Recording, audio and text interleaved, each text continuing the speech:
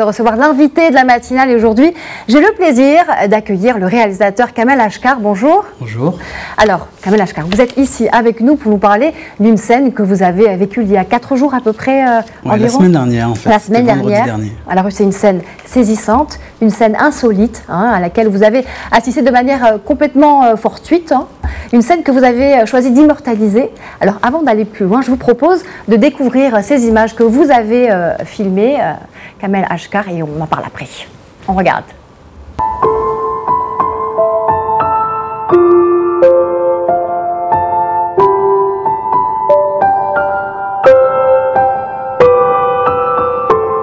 J'ai filmé, que j'ai partagé sur les réseaux sociaux afin de témoigner d'une tragédie à laquelle j'ai assisté malheureusement, a eu lieu le vendredi 25 mai sur la plage d'Achakar. Avec mes amis, nous avons l'habitude d'aller marcher un peu avant la rupture du jeûne. Il était 5h, 5h30. Et dès que nous sommes arrivés sur cette plage d'Achakar, nous avons immédiatement, j'ai aperçu immédiatement 2 jeunes qui couraient vers la mer avec des bouées de sauvetage et on ne savait pas trop ce qui se passait. On a vu un attroupement de jeunes Marocains. Donc là, ils nous ont dit qu'il y avait 2 jeunes africains qui étaient coincés dans leur bateau pneumatique et qui tentaient de traverser la mer pour rejoindre l'Europe. Très vite, là, au moment où je commence à filmer, c'est quand Sekou arrive, parce que j'ai parlé avec lui un petit peu après, complètement hagard, complètement choqué, grelottant de froid. Très vite, les jeunes Marocains l'ont installé sur le sable et l'ont déshabillé, parce qu'il était évidemment complètement mouillé. Alors on le voit, Kamel Ashkar, c'est une scène à la fois incroyable, empreinte de beaucoup d'émotions, mais aussi des images, diront certains, d'une terrible banalité et pourtant d'une gravité sans nom, une gravité que l'on ne voit plus, une réalité à laquelle on devient sourd et aveugle. Alors cette scène s'est passée sous vos yeux, Kamel Ashkar, sous vos yeux d'homme, sous vos yeux de réalisateur. Comment est-ce que ces deux dimensions de votre être ont été impactées par ce moment ? Tout d'abord, c'est d'abord en tant qu'homme que j'ai voulu immortaliser cette scène-là. Et ensuite, évidemment, je pense que sur le moment, peut-être de manière inconsciente, je me suis dit qu'il fallait absolument aussi témoigner de cette situation tragique à laquelle j'assistais avec mes amis. On était en train de se promener sur cette plage. Et très vite, quand j'ai demandé à ces jeunes courir, et j'ai vu un attroupement, et là on nous a dit effectivement qu'il y avait 2 Africains qui étaient dans un bateau. Ils étaient 2 en fait. Ils étaient 2, oui. Et donc il y en a un qui a refusé de revenir, disant qu'il préférait mourir en mer que de revenir à terre. D'accord. Alors donc, Kamel Ashkar, vous venez de le dire, quelle est l'histoire de Sekou? On sait qu'il a passé quelque temps ici à Tanger. Est-ce qu'il vous a raconté un peu de son histoire et qu'est-ce que vous savez de lui? Donc après, une fois qu'on a pu essayer de le réchauffer, parce que là on voit des Marocains qui enlèvent leurs propres affaires, nous sommes en plein Ramadan, parce qu'il grelottait de froid, il avait les yeux complètement hagards. Je me suis assis après j'ai arrêté de filmer, j'ai pensé à un moment donné, je me suis dit que c'était pas le moment à ce moment-là. Et donc je lui ai posé des questions et en fait il vivait depuis 2 ans à Tanger, il voulait rejoindre l'Europe. Et avec son ami, et je pense que c'était la première fois qu'il tentait cette traversée, il est d'origine ghanéenne. Alors Kamel Ashkar, on a compris à travers ces images et les quelques mots que vous avez glissés, que vous êtes trouvé sur cette plage par hasard, un concours de circonstances, moi j'ai envie de dire presque une prédilection pour le réalisateur que vous êtes aussi.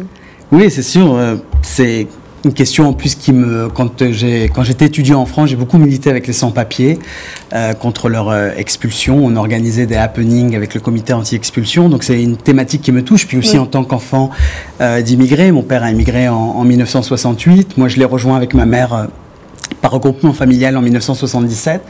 Donc cette thématique des migrants, de l'immigration, c'est évidemment une thématique qui me touche beaucoup et peut-être aussi, qui peut aussi m'intéresser sur un plan documentaire. D'accord. Alors, la force de ces images aussi, à mon sens, à Kamel Ashkar, c'est aussi le fait que ça se passe à Tanger. C'est une ville de passage, c'est une ville de transition, un petit peu le dernier embarcadère, on peut dire, de l'Afrique avant l'Europe. Alors que c'est aussi ce symbole. Mais l'autre symbole qui est important, je pense, c'est aussi le geste de ces Marocains qui viennent donc au secours de Sékou. Peut-être un geste qui viendrait contredire certains clichés. Oui, c'est vrai qu'on a tendance à dire que les Marocains sont racistes, notamment à l'égard des Noirs. Il y a eu des faits divers tragiques ici au Maroc où des Africains ont été tués par des Marocains.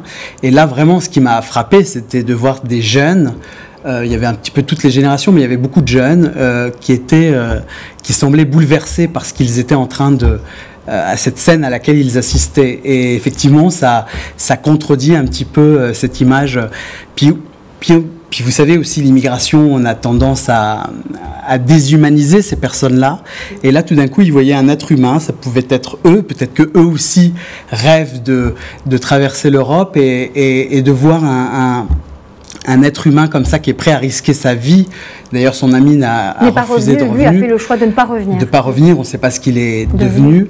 Je pense que moi aussi, c'est ça qui m'a touché de le voir. Il avait quasiment rien. Il avait un portable qu'il avait protégé dans son pantalon avec un sachet en plastique. Donc, il avait que ça et sans doute des papiers ou un petit peu d'argent. Et c'était de voir toute l'humanité, enfin voilà, c'est toute l'humanité de ces personnes qu'on a tendance plutôt à décrier ou de voir comme un danger. Alors, l'histoire de Sékou est semblable à celle d'autres jeunes Africains. Aujourd'hui, il y en a d'autres qui sont prêts à tenter l'aventure.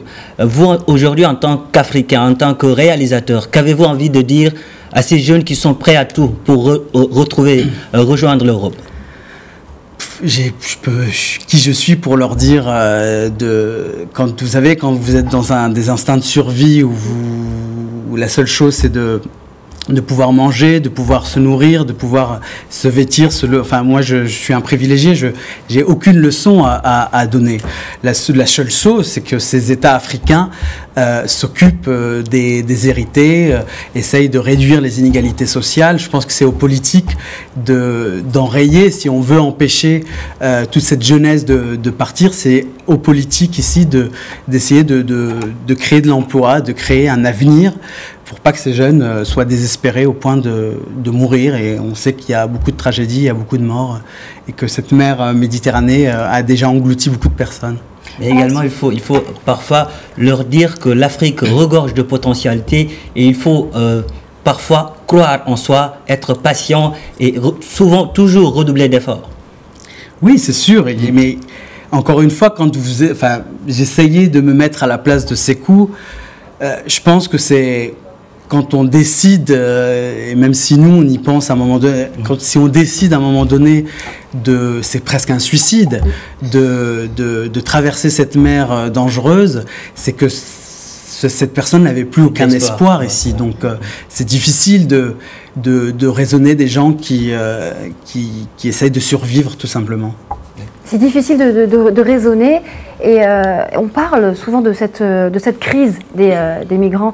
Et c'est vrai on parle de tragédie, on parle de crise, c'est que des mots négatifs. Mais paradoxalement, est-ce que dans cette grande histoire, l'histoire avec un grand H, ces petites histoires avec un petit H à laquelle on assiste, celle de Sékou ou celle de Mamadou Gassama, voilà, à Paris, n'aide pas justement à avoir un autre regard sur ce changement, sur cette crise. Le mot crise, d'ailleurs, en chinois, veut dire changement, transition, mutation. Est-ce qu'il n'y a pas quelque chose de différent à voir? Est-ce qu'il n'y a pas un signe aussi quelque part? C'est sûr, on est dans l'ère de la mondialisation, où il y a des inégalités, où les riches peuvent circuler librement, les pauvres non, on leur demande des visas, on leur demande de faire des démarches administratives.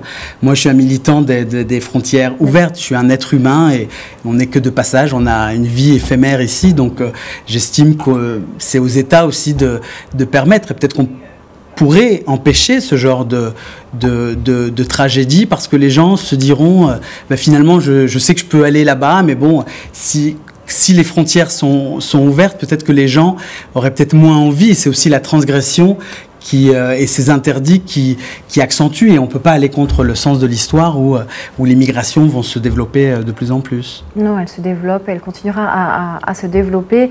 Donc peut-être que des histoires, des petites histoires humaines comme ça pourront impacter peut-être la grande. Voilà, puisque vous avez raison, au niveau des politiques, il faut du changement probablement. Alors, êtes-vous toujours en relation et en contact avec lui? Et puis, ma autre question, est-ce que justement la scène que vous avez filmée vous a vraiment poussé, ou c'est un projet aussi que vous voulez travailler sur la même thématique, sur ce regard-là, sur ce phénomène en fait de migration? Non, je ne suis pas en contact. J'ai assisté au moment où des jeunes Marocains l'ont accompagné jusqu'à l'ambulance. J'ai pas eu l'idée, j'étais tellement pris par l'émotion et tellement dans cette histoire-là que j'ai pas pensé lui demander ses coordonnées. J'espère qu'il va bien, j'espère que son ami est arrivé de l'autre côté sain et sauf. Évidemment que c'est des thématiques qui m'intéressent. Moi, j'ai travaillé, mon premier film, c'était Itinéraire de Jérusalem sur l'exil. Donc là, c'était des exils voulus. Mais voilà, donc évidemment que c'est des thématiques qui m'intéressent. Et moi, en tant qu'enfant d'immigré, c'est aussi quelque chose de rendre une dignité à ces personnes-là. De rendre leur dignité. Merci beaucoup, Kamel Ashkar. Je rappelle donc que vous êtes réalisateur